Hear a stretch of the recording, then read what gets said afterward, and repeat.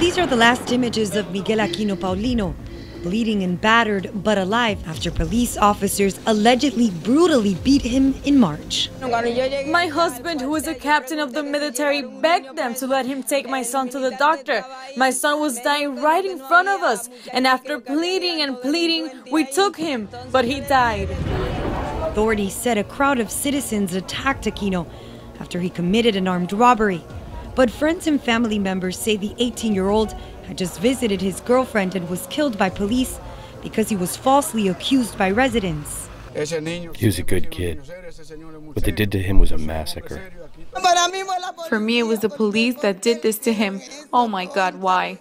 They hit him in the mouth so he couldn't talk. He was protesting because of the pain. It looks like he told him his father was a military man. He was able to tell his mother that they had hit him in the head very hard.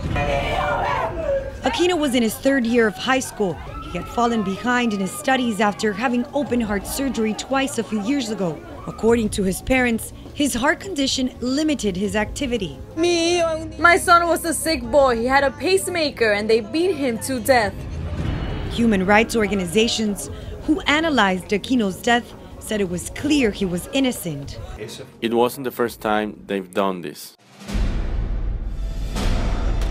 Dominican police killed at least 70 people in the first half of the year, according to preliminary statistics. Since 1997, as the Dominican Republic grew into one of the 25 most murderous countries in the world, Amnesty International said police committed nearly 15% of all homicides. While authorities maintain most killings are shootouts with known criminals, human rights workers say many are targeted extra-judicial killings or unlawful killings, like this one caught on a cell phone in 2012 as police shot dead 3 unarmed men trying to escape from a prison. The entity that violates the most human rights is the national police in the whole country for their inappropriate behavior that is based on corruption. Instead of condemning the practice, critics say officials have condoned it and even called for a take-all approach to crime. We give a vote of support to the Minister of the Armed Forces and the Chief of Police to kill them all. That was a prominent senator speaking in May 2014. Only a month later, the defense minister also recommended tactics that would seem to undermine due process. Where a police officer has to kill a criminal, the district attorney, in coordination with police, do an internal investigation to show that the person was a criminal and not a victim. With that tacit approval, police feel emboldened to kill alleged criminals, according to human rights officials. Dissenters within get pushed out, like General Juan Tomás Taveras in 2009, who spoke out publicly on police using excessive force. They say that police should be tougher by enforcing the laws. Congress itself asked for a heavy hand against violence. These are the people who should be protecting rights, not breaking them. Virgilio Almazar is a human rights activist and the son of a police officer. He revealed to us tactics commonly used by authorities, which we independently corroborated with a source within the force. Right now they use codes like 29. Put him in a 29. Kill him. Shoot him down. And then when they call him to command and they say, I have one, command says 110. 110 means to call privately so that it doesn't get transmitted through the radio and that there aren't any witnesses. Police killings began to peak between 2008 and 2009 under Major General Rafael Guillermo Guzman Fermin, nicknamed the Surgeon.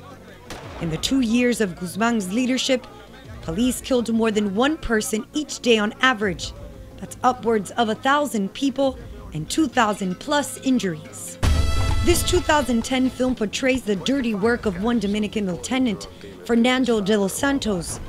Nicknamed La Soga, he is suspected of leading a killing team of police. La Soga obeyed orders that came from the big guys, from the chiefs, and he executed everyone they told him to. The thing that happened with him was that he kept killing on his own. But those same bosses, they let him get out of the country because they owe him a lot of favors. Since then, international bodies have called on the government to reform the police, as only about 10% are convicted for their crimes. What's more, although families of victims are entitled to financial compensation from the police, human rights groups say there's no record of families ever receiving the money. Internal Affairs last year investigated at least 1,200 officers. More than 500 were fired for misconduct. And after President Danilo Medina sent 4,000 soldiers to patrol the streets, police killings dropped to their lowest ever since 2005, and homicides to an 11-year low. We have a plan, but we have huge difficulties and weaknesses in positive terms, and I think we are headed in the right direction. Deep structural problems remain, including pay. Even after a recent increase, officers at the bottom of the ranks make less than $150 per month. How do they live? How do they eat? How do they have access to different services on the basis of a salary that doesn't meet these basic needs? That's why we have so much corruption. And even though killings have dropped, it's not enough to ward off criticism from human rights groups.